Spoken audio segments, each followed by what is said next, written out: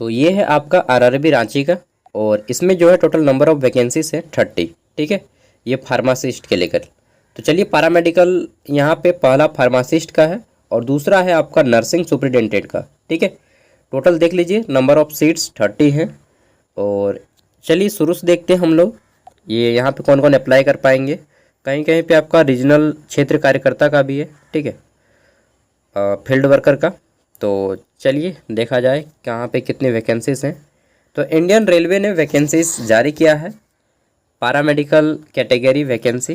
ठीक है, और इसका ऑनलाइन एप्लीकेशन डेट अभी नहीं आया हुआ है, बट शुरू हो जाएगा 17 अगस्त से। इसका फॉर्म ऑनलाइन फिलिंग शुरू हो जाएगा 17 अगस्त 2024। ठीक है, और वहीं पे 16 सितंबर इस फॉर्म को अप्लाई करने का लास्ट डेट रहेगा, 16 सितंबर। ठीक है, वहीं पे देख लीजिए तो आपके जितने भी पोस्ट हैं यहाँ पे टोटल 20 प्रकार के पोस्ट हैं। सबसे जो अंतिम पोस्ट है वह है आपका फील्ड वर्कर का, और सबसे जो मतलब मिनिमम क्वालिफिकेशन चाहिए यहाँ पे ये फील्ड वर्कर का ही है। इसमें आपका क्या चाहिए, तो 12th पास चाहिए फॉर ओनली साइंस कैटेगरी। ठीक है, यहाँ पे आपको आर्ट्स और कॉमर्स वालों को नहीं लिया जाएगा, तो मैं पहले ही क्लियर कर देता हूँ। बाकी सभी आपका मेडिकल कोर्सेस है, तो अगर आप सिंपली 10th 12th ग्रेजुएशन किए हैं बीए साइड से या आर्ट्स साइड से, तो इस वीडियो आपके लिए बेनिफिट नहीं होगा, क्योंकि यहाँ पे केवल मेडिकल कोर्सेस हैं। ठीक है, नहीं तो फिर बाद में बोलिएगा कि वीडियो में लटका के रख दी और पता चला कि मेरे लिए एक भी वैकेंसी नहीं है। तो मैं पहले बता देता हूँ, केवल साइंस कैंडिडेट्स के लिए है वैकेंसीज, और साथ में जो मेडिकल कोर्सेज किए हैं उनके लिए। ठीक है, तो पहला है आपका फील्ड वर्कर। इधर सैलरी है आपका 19,900 स्टार्टिंग सैलरी से ये आपका बेसिक। ठीक है, और टोटल नंबर ऑफ सीट्स है 19। ठीक है, आगे देख लेते हैं। तो फिर है आपका लेबोरेटरी असिस्टेंट ग्रेड 2, यहाँ पे टोटल 94 सीट्स हैं इनकी। नेक्स्ट है आपका ये ECG टेक्नीशियन की। ठीक है, और यहाँ पे नंबर ऑफ सीट्स है 13। नेक्स्ट है आपका तो आँख वाला डॉक्टर ऑप्टोमेट्रिस्ट, इसमें आपके टोटल 4 सीट हैं। नेक्स्ट है हमारा यहाँ पे कार्डिक टेक्नीशियन, इसमें 4 सीट्स हैं। ठीक है, देन है आपका थेरेपिस्ट का 1 सीट। नेक्स्ट है यहाँ पे एक्सरे टेक्नीशियन, रेडियोग्राफर जो रहते हैं उनका 64 गो सीट है। ठीक है, नेक्स्ट है आपका यहाँ पे फार्मासिस्ट, और ये आपका टोटल 246 वैकेंसीज हैं, बहुत ज़्यादा है इसमें। ठीक है, नेक्स्ट है यहाँ पे आपका लेबोरेटरी टेक्नीशियन, तो इसमें 2 गो सीट है। फिर ऑक्यूपेशनल थेरेपिस्ट के 2 सीट्स हैं। नेक्स्ट यहाँ पे आपका तो ये आपका फिजियोथेरेपिस्ट ग्रेड 2, इसमें आपके 20 सीट्स हैं। ठीक है, नेक्स्ट है आपका 1 मिनट को पंखा ऑफ कर लेता हूँ यार। तो हम लोग यहाँ पे थे पॉइंट नंबर ये 9 नंबर परफ्यूजनिस्ट, इसमें आपके टोटल 2 सीट्स हैं। ठीक है, नेक्स्ट है आपका लेबोरेटरी सुपरिटेंडेंट के 27 सीट्स हैं। देन आपका हेल्थ एंड मलेरिया। ठीक है, इसमें आपका ग्रेड 2 इंस्पेक्टर में 126 सीट्स हैं। नेक्स्ट आपका है डायलिसिस टेक्नीशियन, इसमें 20 सीट्स हैं। नेक्स्ट है आपका यहाँ पे डेंटल, तो इसमें डेंटल हाइजिस्ट में 3 सीट्स हैं। नेक्स्ट है आपका क्लिनिकल, ये आपका साइकोलॉजिस्ट, इसमें 7 सीट को है। फिर आता है आपका यहाँ पे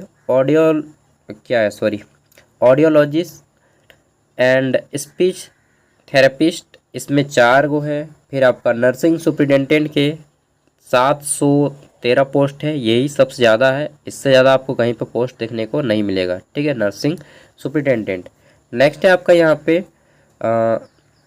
क्या है, तो डाइटिशियन में आपके लेवल 7 का पोस्ट है इसमें, और यही 2 पोस्ट जो सबसे ज़्यादा पेमेंट का भी है, इसमें 5 सीटें हैं। ठीक है, आगे देख लेते हैं। तो नेक्स्ट इन सभी के लिए यहाँ पे क्या रहेगा, डेट तो मालूम हो गया, कौन कौन अप्लाई कर पाएगा, क्वालिफिकेशन क्या है, चलिए देख लेते हैं। और साथ में सभी जोन का सीट देख लीजिएगा, और कोई भी जोन से कोई भी कैंडिडेट ऑल ओवर इंडिया से अप्लाई कर सकते हैं। ठीक है, चाहे आप किसी भी स्टेट से हों।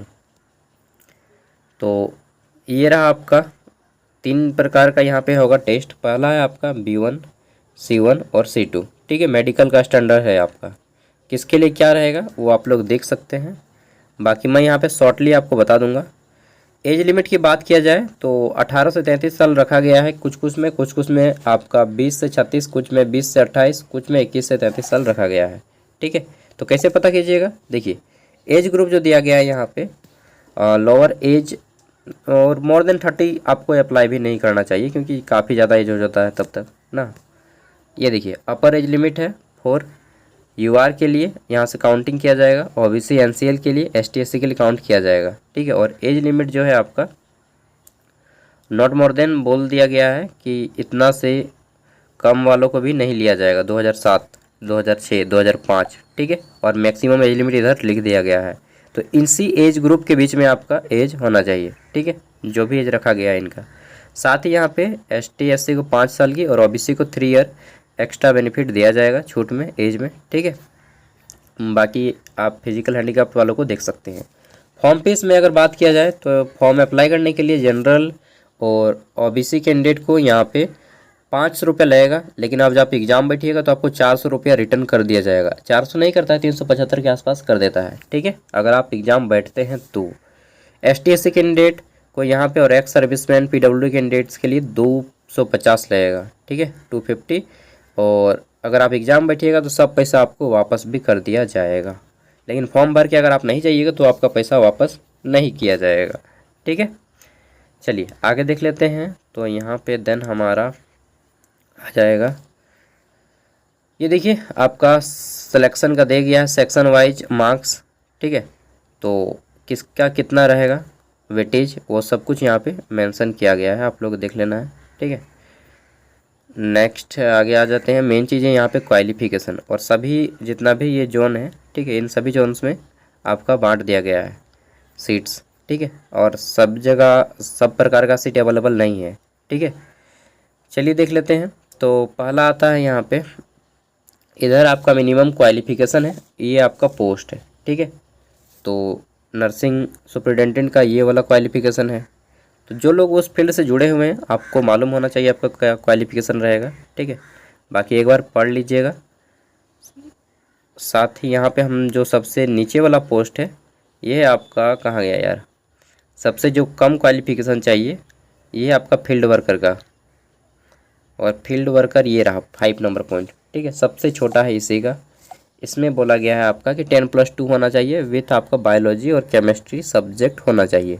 ठीक है, और इसमें आपका मास्टर डिग्री क्लिनिकल साइकोलॉजिस्ट में मास्टर डिग्री होना चाहिए, किसमें तो साइकोलॉजी में या फिर सोशल साइकोलॉजी। ठीक है, तो इनमें से किसी एक में डिग्री होना चाहिए, और साथ में बाकी सब में आपको एक एक्स्ट्रा सर्टिफिकेट चाहिए जो कि एक एक्स्ट्रा कोर्स होता है एक तरह से प्रोफेशनल। ठीक है, और इसमें हाँ सब में बस 12th पास केवल एक ही पोस्ट है। ठीक है, फील्ड वर्कर का।